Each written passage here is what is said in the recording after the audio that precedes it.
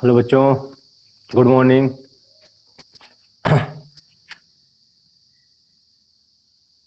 चल आगे का शुरू करते हैं। देखिए, हम लोगों ने इलेक्ट्रॉन, प्रोटॉन और थॉम्सन का परमाणु मॉडल, रदरफोर्ड का अल्फा कण प्रकीर्णन, रदरफोर्ड का परमाणु मॉडल, हमने इतनी चीजें सब पढ़ ली थी। ठीक है ना। अब जो है हमारे पास में रदरफोर्ड के परमाणु मॉडल के बाद में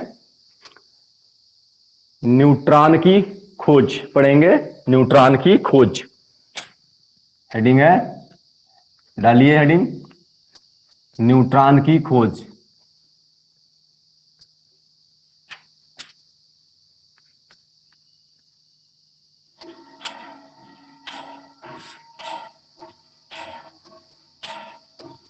discovery of neutron, discovery of neutron, neutron दिख नहीं रही क्या? स्पेलिंग देखो, ऐसे लिखेंगे न्यूट्रॉन।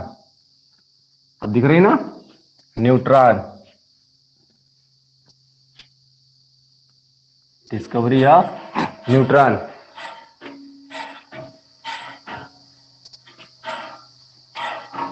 पढ़ गए?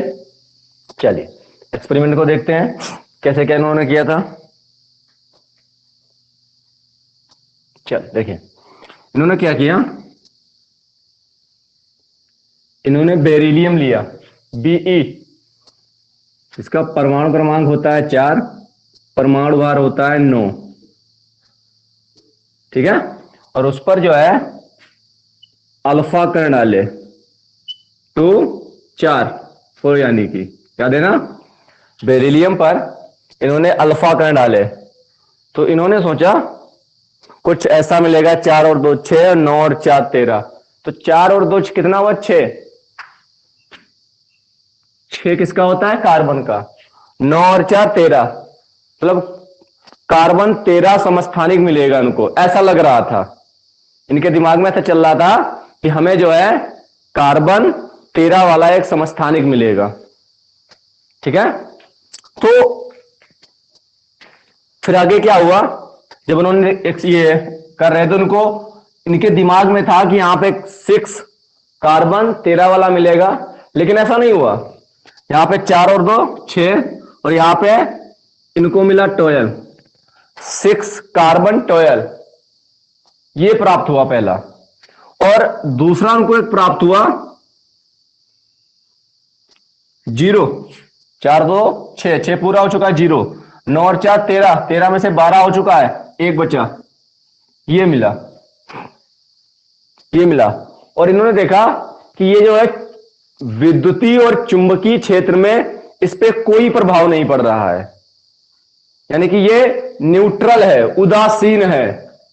तो इसी का नाम उन्होंने रखा न्यूट्रॉन।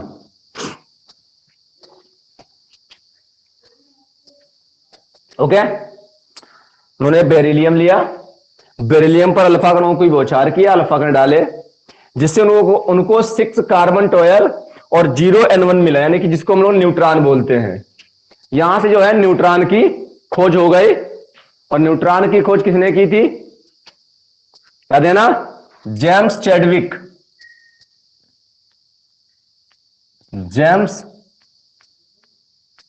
चैडविक, ठीक है ना। तो न्यूट्रॉन जो है जेम्स चैडविक ने खोज की थी इसकी। और वो लोग कैसे उन्होंने किया, उन्होंने बेरिलियम पर अल्फा कण डाले, जिससे इनको कार्बन मिला और एक नया मिला, 0 N1 मिला। इन्होंने इस पे विद्युत प्रवाहित की, चुंबकीय प्रभाव से गुजारा इसको। एक प्रकार की किरणें निकल रही थी, जो ना ही प्लस की ओर जा रही थी ना ही माइनस की ओर जा रही थी। तो उन्होंने जो है उसका अध्ययन करके उसका नाम न्यूट्रॉन रखा। ओके ना। तो ये थी न्यूट्रॉन की खोज। ओके ना। चल लिखने वाला काम करें, देखिए, चलिए लिखिए। बेरिलियम तत्व पर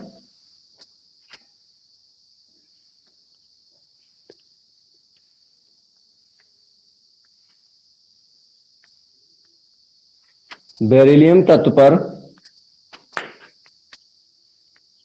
अल्फा कणों, बेरिलियम तत्व पर अल्फा कणों की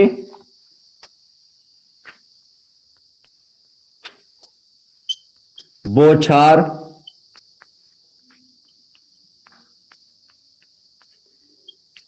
करने पर,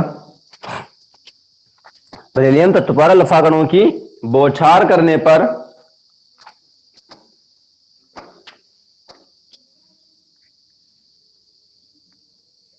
एक प्रकार की भेदी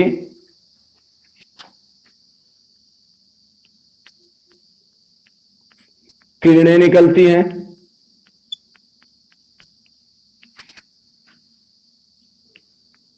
निकलती हैं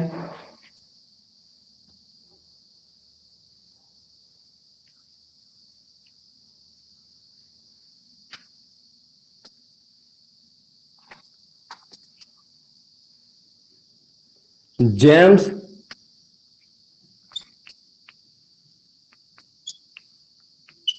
चैडविक ने, जेम्स चैडविक ने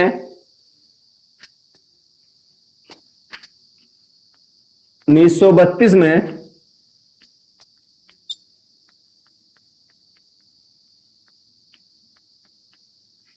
इन किरणों का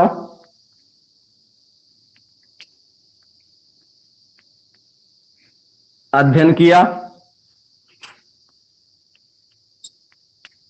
अध्ययन किया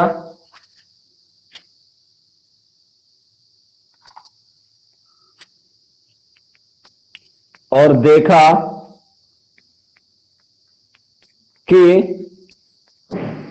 ये किरणें अति सूक्ष्म, ये किरणें अति सूक्ष्म विद्युत उदासीन कणों से मिलकर बनी है। क्या देखा उन्होंने कि ये किरणें अति सूक्ष्म विद्युत उदासीन कणों से मिलकर बनी है।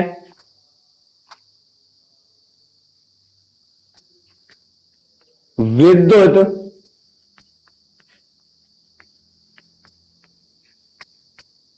उदासीन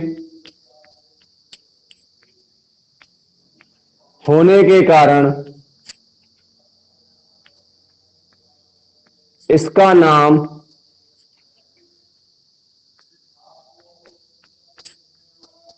न्यूट्रॉन रखा।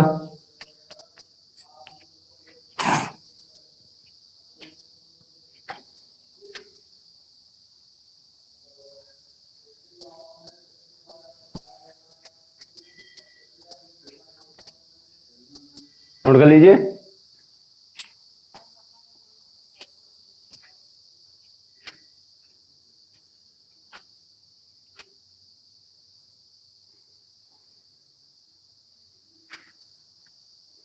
नोट हो गया।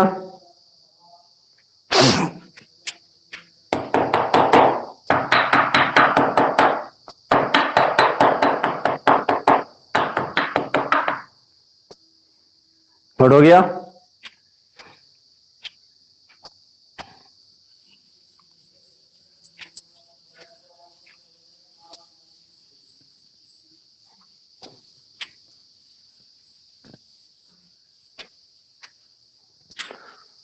तो आपको क्लियर हो गया ना, उदासीन है तो विद्युतीय क्षेत्र में विक्षेपित नहीं होंगी, चुंबकीय क्षेत्र में कोई प्रभाव नहीं पड़ेगा।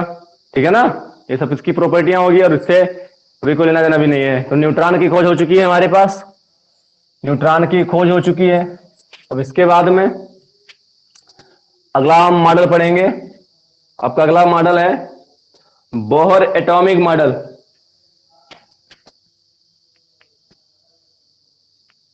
बोहर का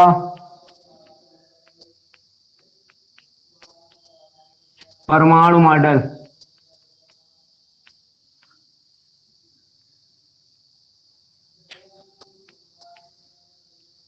Bohr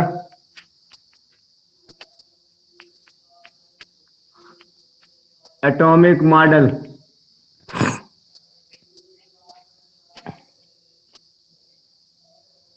Bohr atomic model. Okay ना, बोहर एटॉमिक मॉडल।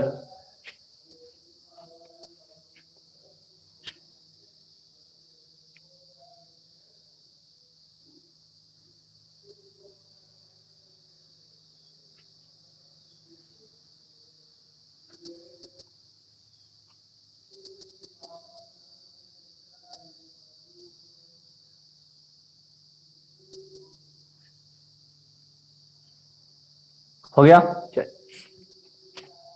अब ध्यान सुनिए और समझिए। तो बोहर ने क्या किया, जो रदरफोर्ड का परमाणु मॉडल था, उस रदरफोर्ड को परमाणु मॉडल को उठाया और उसमें जो कुछ पॉइंट थे उन्होंने अपने पॉइंट डाले। ठीक है ना, उनके आप पॉइंट में जो जो पॉइंट थे उनके पॉइंटों में कुछ संशोधन किया, कुछ नई नई बातें जोड़ी उनके पॉइंट में।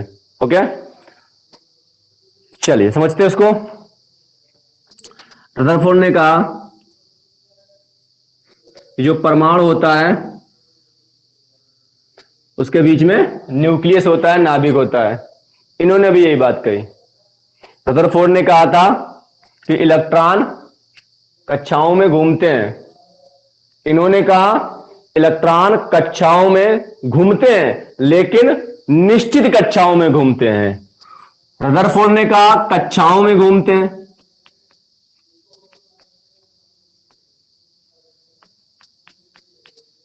इन्होंने कहा निश्चित कक्षाओं में घूमते हैं। सभी कक्षाओं में नहीं घूमते हैं, कुछ कक्षाएं फिक्स हैं, उन कक्षाओं में इलेक्ट्रॉन घूमते हैं। ठीक है, ऐसी बातें जो है रदरफोर्ड के मॉडल में उन्होंने संशोधन किया। ठीक है ना, तो उनका सम्मिलित रूप बोला जाता है। अब मेरी बात को जरा सुनिए। जो हमारे बोहर थे ये टेबल टेनिस के बहुत बड़े शौकीन थे, पिंग पोंग जिसको हम लोग बोलते हैं।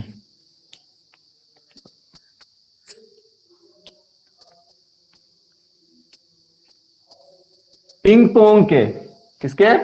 पिंग पोंग के बहुत बड़े शौकीन थे बेटा ये।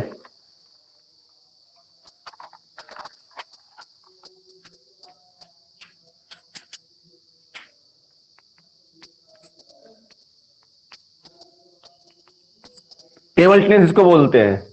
और ये टेबल टेनिस खेल रहे थे और टेबल टेनिस खेलते समय इनके दिमाग में आया कि परमाणु ऐसा होगा, और उन्होंने जो है परमाणु के बारे में कुछ पॉइंट दिए। ठीक है ना, टेबल टेनिस के खेलते समय। और इन्होंने जो है आइंस्टीन को चैलेंज कर दिया था। ठीक है ना, आइंस्टीन जो सबसे बड़े साइंटिस्ट थे उनको उन्होंने चैलेंज कर दिया था बोर ने। ठीक है ना, क्या चैलेंज किया वो सब आप आगे सुनेंगे, इनके बारे में बड़ा इंटरेस्टेड बातें हैं।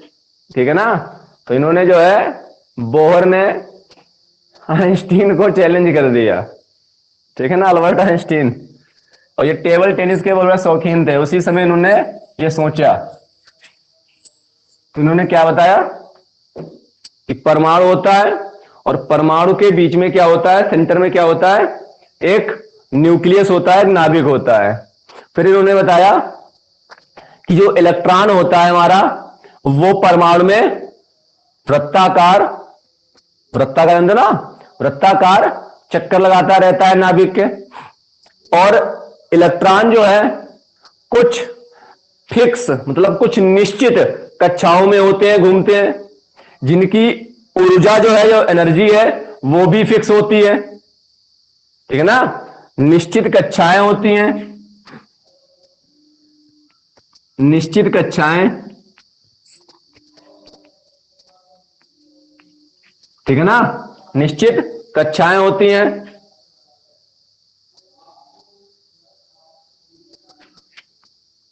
निश्चित निश्चित कक्षाएं निश्चित ऊर्जा होती है और निश्चित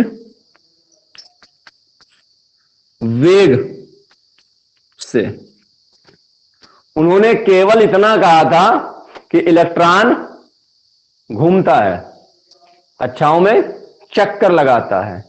इन्होंने भी वही बात कही कि इलेक्ट्रॉन नाभिक के चारों ओर चक्कर लगाता है, लेकिन नाभिक के चारों ओर जो कक्षाएं बनी हैं वो सब फिक्स हैं, निश्चित कक्षाएं हैं। और इलेक्ट्रॉन की जो एनर्जी है, जो ऊर्जा है, वो भी निश्चित है, वो भी फिक्स है।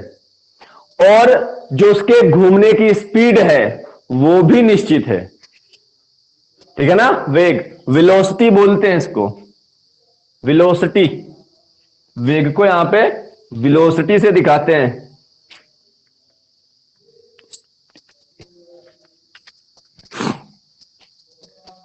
ओके ना? हो गया? तो 2 पॉइंट क्लियर हो गए इनके। पहला पॉइंट इन्होंने बताया परमाणु है, परमाणु के बीच में नाभिक होता है। दूसरा पॉइंट बताया इन्होंने कि नाभिक के चारों ओर वृत्तीय कक्षाएं होती हैं, जिनमें कक्षाएं जो हैं फिक्स होती हैं, निश्चित होती हैं, निश्चित कक्षाएं होती हैं। उन निश्चित कक्षाओं में निश्चित ऊर्जा वाले इलेक्ट्रॉन घूमते हैं, इलेक्ट्रॉनों की ऊर्जा फिक्स है और वो निश्चित वेग से घूमते हैं। 2 पॉइंट इनके क्लियर हो गए।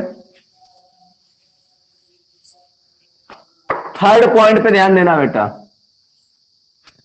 थर्ड पॉइंट इनका था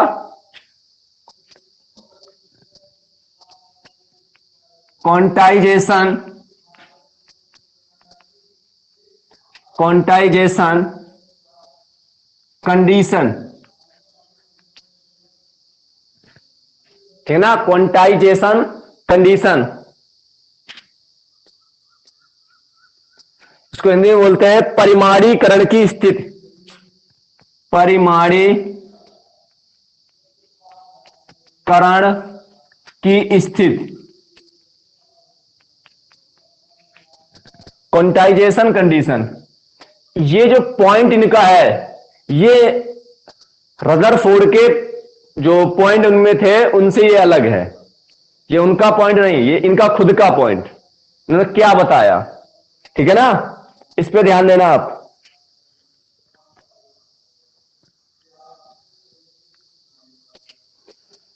उन्होंने कहा कि इलेक्ट्रॉन जो है उन्हीं कक्षाओं में घूमते हैं जिनका एंगुलर मोमेंटम, हिंदी में कोणीय संवेग, कोणीय संवेग, एंगुलर मोमेंटम, एंगुलर मोमेंटम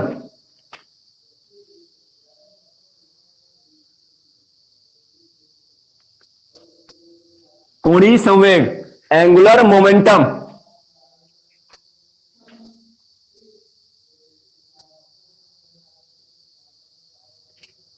ठीक है ना? एल, ये जो है h/2π का पूर्ण गुणित हो।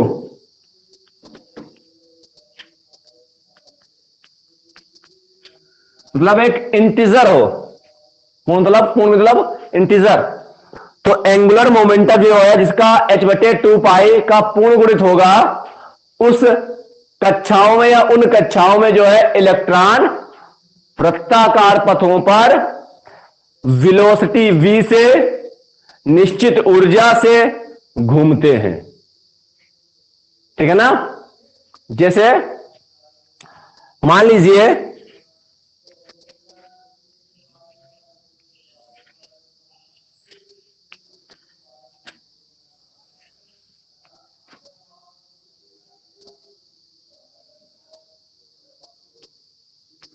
इलेक्ट्रॉन, मान लीजिए इसमें घूम रहा है पहले, तो इसका पहले का क्या होगा?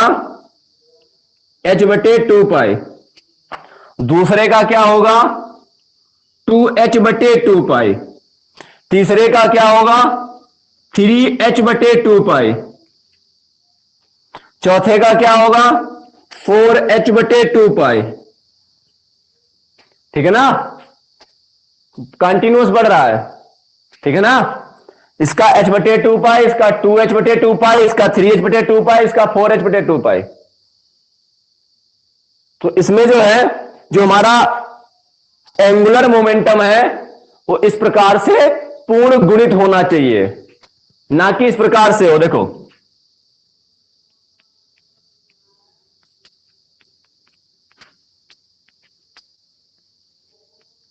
ऐसा नहीं होना चाहिए। 1.5 h/2 पाई, 2.5 h/2 पाई, 3.1 h/2 पाई, ऐसा एंगुलर मोमेंटम हमारा नहीं होना चाहिए। कोणीय संवेग हमारा h/2 पाई का पूर्ण गुणित होना चाहिए। या तो h/2 पाई हो, या तो 2h/2 पाई हो, या 3h/2 पाई हो, या 4h/2 पाई हो। ऐसे पूर्ण गुणित इंटीजर के रूप में होने चाहिए। ओके ना। और इसको बोलते हैं कोणीय संवेग, एंगुलर मोमेंटम। तो उन्होंने कहा कि जो एंगुलर मोमेंटम है हमारा वो h/2 पाई का पूर्ण गुणित होना चाहिए। उन्हीं में इलेक्ट्रॉन जो है वृत्तीय कक्षाओं में चक्कर लगाएंगे, निश्चित वेग से, निश्चित ऊर्जा से। उनकी एनर्जी निश्चित होगी, उनकी वेलोसिटी जो है वो निश्चित होगी, फिक्स होगी। ठीक है ना। आगे सुनिए।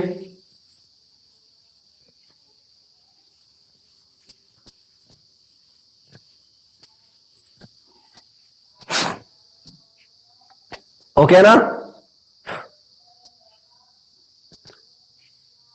ओके ना। आगे देखिए। तो L बराबर h/2 पाई पूर्ण गुणित होना चाहिए। ठीक है ना। तो इसमें 1 2 3 4 अभी मैंने रखा था, तो ये होता है n बराबर,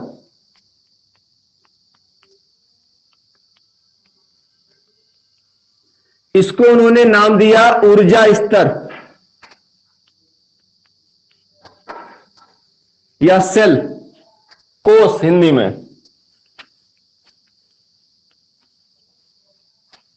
ठीक है ना। तो उन्होंने यहां पर n से गुणा करा दी। अब अगर आप n बराबर 1 लेना चाहते हैं तो यहां पे रखिए, तो आपको मिलेगा h/2 पाई, क्योंकि 1 लिखा नहीं जाता। आप 2 रखेंगे तो आपको मिलेगा 2h/2 पाई n बराबर। आप n बराबर 3 रखेंगे तो आपको 3h/2 पाई मिलेगा। आप n बराबर 4 रखेंगे तो आपको 4h/2 पाई मिलेगा।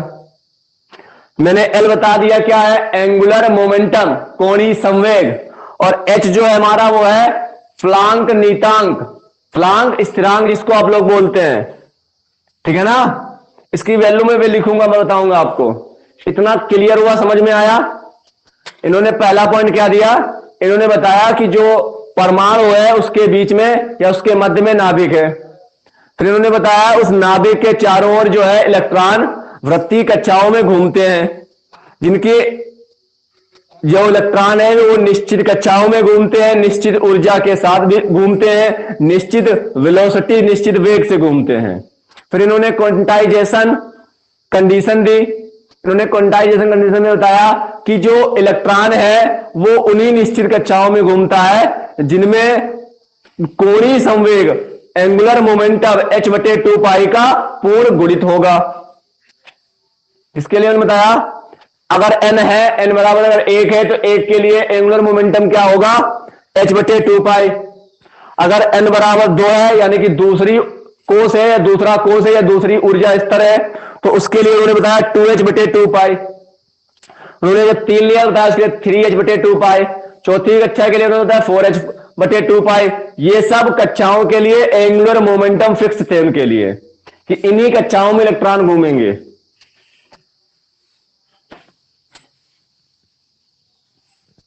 मैं आपको दिखाता हूं बना के।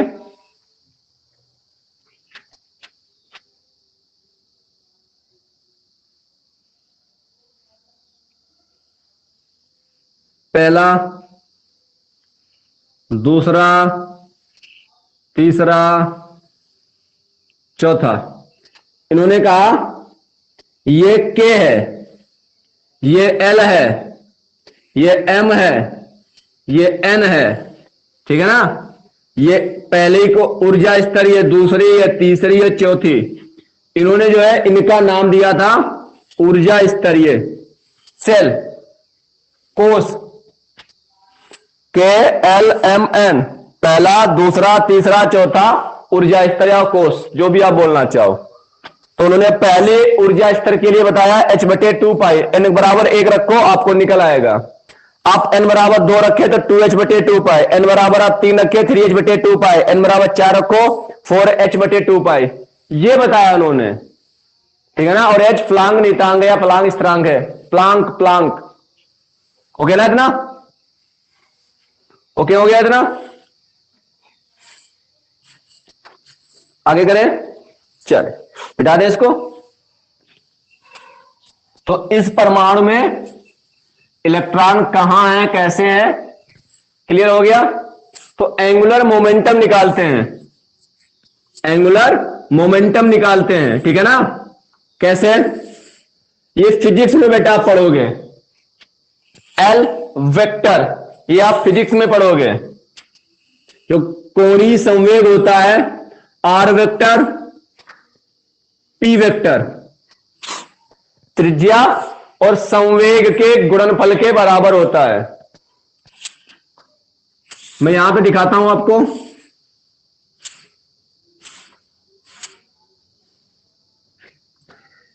न्यूक्लियस है हमारा। अब देखो, अगर इसकी ये त्रिज्या है आर, ठीक है ना, और जो इलेक्ट्रॉन है हमारा वो वी वेग से उसके चक्कर लगा रहा है, वी वेलोसिटी से चक्कर लगा रहा है, तो यहां पे घूम रहा होगा, यहां पे हर जगह पे इलेक्ट्रॉन होगा, ठीक है ना। तो आप देख रहे हो कि इस इलेक्ट्रॉन का कुछ ना कुछ द्रव्यमान होगा, कुछ ना कुछ मास होगा इलेक्ट्रॉन का। और जो हम लोग निकाल चुके इलेक्ट्रॉन का मास स्टार्ट में ही निकाला था हमने, याद है ना। तो इलेक्ट्रॉन और नाभिक के बीच जो है दूरी, जो त्रिज्या है हमारी, और जो इलेक्ट्रॉन है वो वी वेलोसिटी से, वी वेग से घूम रहा है, उसका कुछ ना कुछ द्रव्यमान है। यहां सुनना मेरी बात। तो आप जानते हैं कि जो संवेग बराबर होता है वो होता है mv। क्या आपने ये पढ़ा है, बताइए मुझे, क्या होता है mv, ओके ना। अब मेरी बात पे गौर कीजिए, आप समझिए मेरी बात को। भैया देखिए, इलेक्ट्रॉन का जो वेग है, इलेक्ट्रॉन का जो वेग है, जो स्पीड है, वो बढ़ सकती है, घट सकती है, उसमें चेंज देखने को मिलेगा। लेकिन इलेक्ट्रॉन का जो मास है उसमें चेंज नहीं होगा, वो जैसा था वो वैसा ही रहेगा।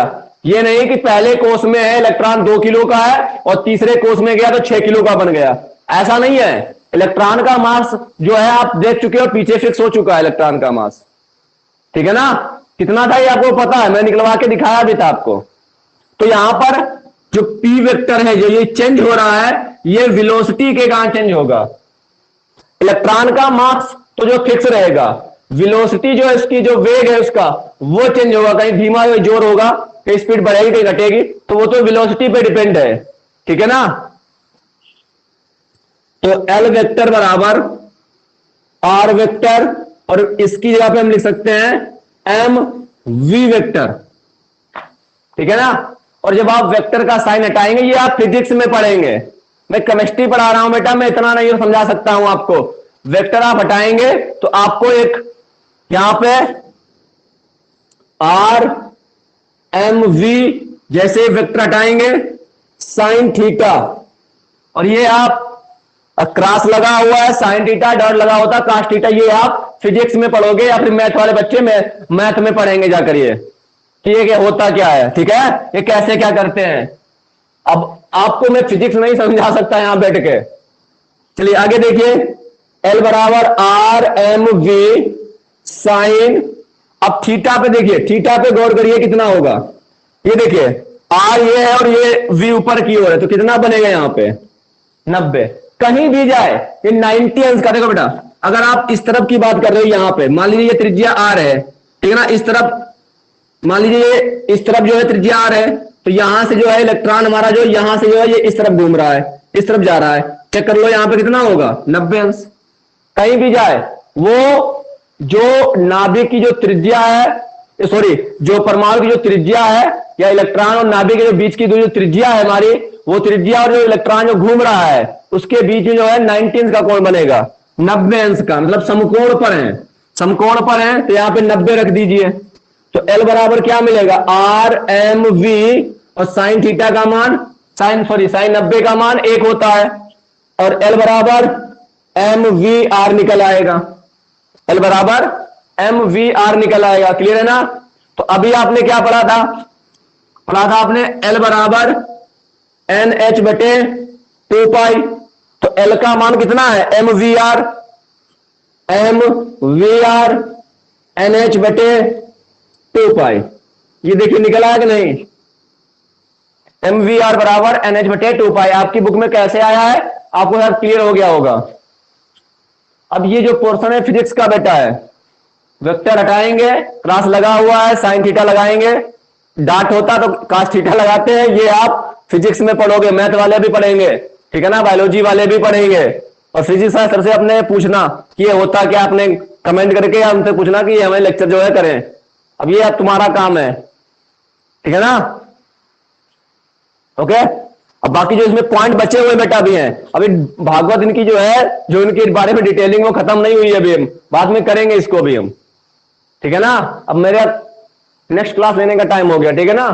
और बाकी आप ये चाहें तो भी नोट करना है, नहीं करना, क्योंकि अभी ये मैं लिखवा नहीं रहा हूं, मैं आपको केवल समझा रहा हूं, उनके पॉइंट बता रहा हूं, क्योंकि ये आपको फिजिक्स में भी पॉइंट पढ़ना है, ये फिजिक्स में भी मॉडल पढ़ना है, फिजिक्स में भी ये मॉडल आपका है, ठीक है ना। धन्यवाद।